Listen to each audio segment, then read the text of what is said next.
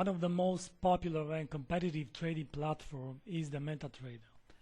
Commercially available for the retail trader is the MetaTrader 4, and nowadays the MetaTrader 5 is being introduced as well. Even if you are a binary option trader, due to the fact that the majority of the asset classes to trade on any respectable binary options broker is represented by currency pairs, then looking at the commercially available platform for identifying your possible entries is, again, not a bad plan. For the purpose of our project here, using the Ichimoku Kinko Hyo indicator to trade binary options, we will use both the MetaTrader and the JForex. This being the MetaTrader, as you can see it in front of your eyes. So MetaTrader 4, like it is the case here, is offered by the majority of currency brokers, and the platform is easy to install and use. Trading binary options does not imply one should have a live account with a currency broker, as many of them offer the MetaTrader as a demo account as well. So what one should do is actually go and Google the free demo MetaTrader, and in a couple of minutes the access to the trading platform is granted. Under the MetaTrader platform, as this recording shows, look for the Insert tab. See here on the top left of the screen, the Insert tab, you have the file with let's say the menu of the MetaTrader, then the view, and under the Insert tab you have all kinds of stuff here, and the first tab you have below that Insert tab is the Indicators tab.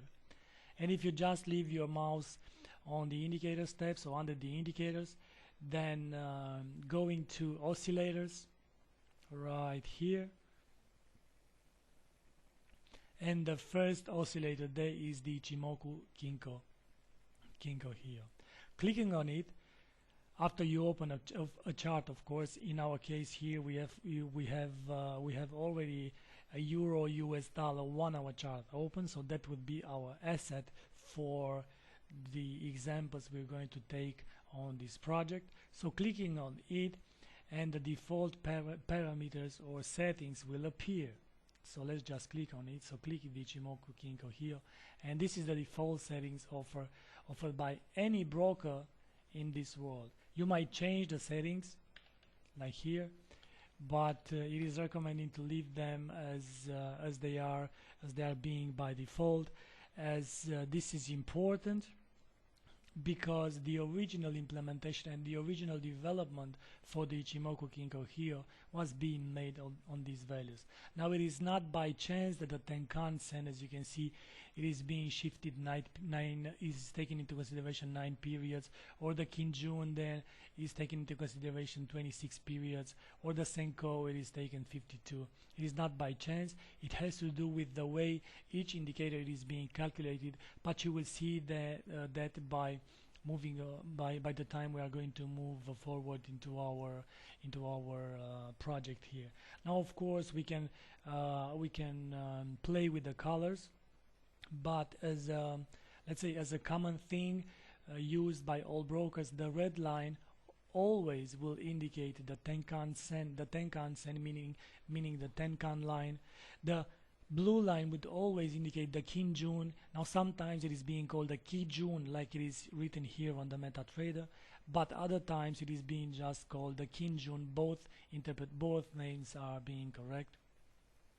The green line is always associated with the Chinko span, and the Kumo, now it is sandy brown and thistle here, as you can see, but normally the Kumo should be green or red, as you will see on the Dukascopy's JForex platform.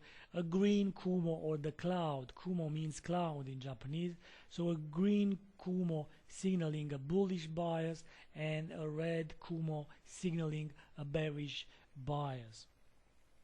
So we have the 9 periods set up for the Tenkan, 26 for the Kinjun, and 52 for the Senko B.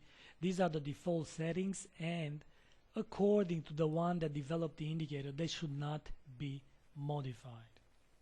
So you can change the color, you can change the visualization, but normally it should be visible on all the time frames, and it should show the data in the data window.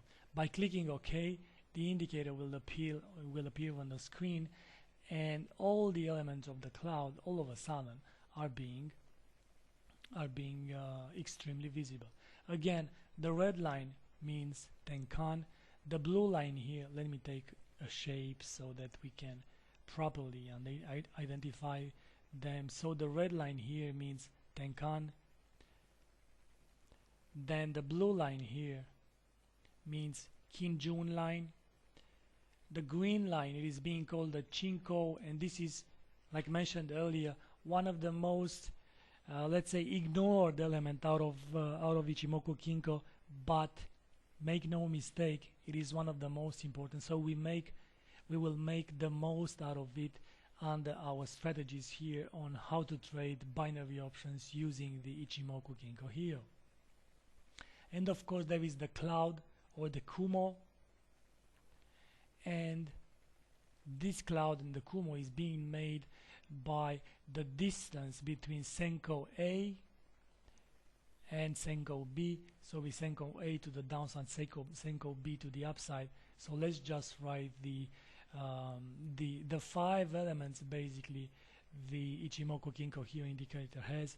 I would not say that the cloud is an element, because the cloud, it is the result of the intersection between, or the crossing between Senko B and Senko A. So this one, the blue line, it is with white. Okay, so the blue line, it is being called the Kinjun line. Then the red line here, is being called the Tenkan line.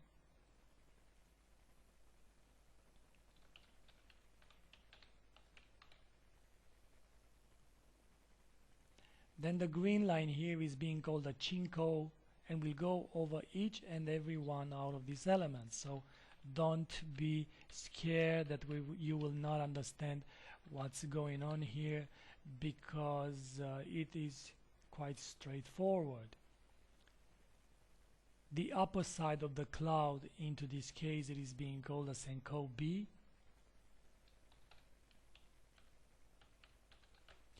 As the leading span of the cloud, it is being called the Senko A.